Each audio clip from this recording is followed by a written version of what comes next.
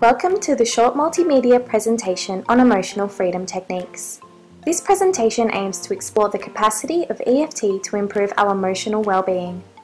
Before we can do this, we must first understand emotions. Emotions pervade almost all aspects of our lives and are often interpreted as a feeling we experience. All emotions are fundamental, however, when they exist over an extended period of time or at inappropriate times, they may infringe on our well-being and lead to distress. So what is EFT?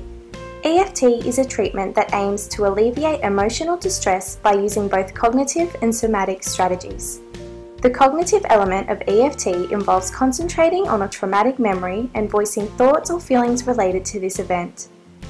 The somatic component of EFT stems from acupuncture. However, instead of using needles, EFT uses tapping or massaging to stimulate acupoints. In EFT, the participant verbally expresses their negative cognitions with an opposing positive statement of self-acceptance. Before we understand how EFT can influence emotions, let's look at the theories behind the practice. Therapies that focus on bodily energy fields are referred to as energy psychology techniques, which work on the premise that physical and psychological disorders are caused by imbalances in mind-body energy patterns.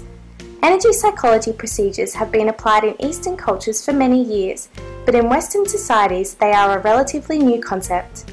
So what exactly happens to our brain during EFT?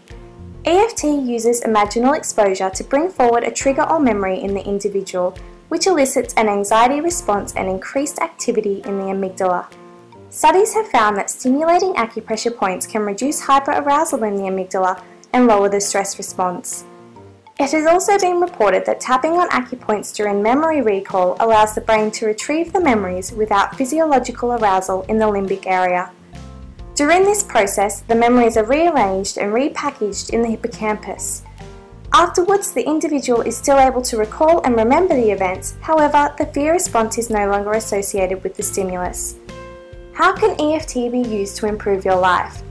There is an emerging body of research that supports the effectiveness of EFT in treating a range of issues, including pain and physical illness, depression and anxiety, allergies, phobias, food cravings and weight loss, addictions, post-traumatic stress disorder, and athletic performance.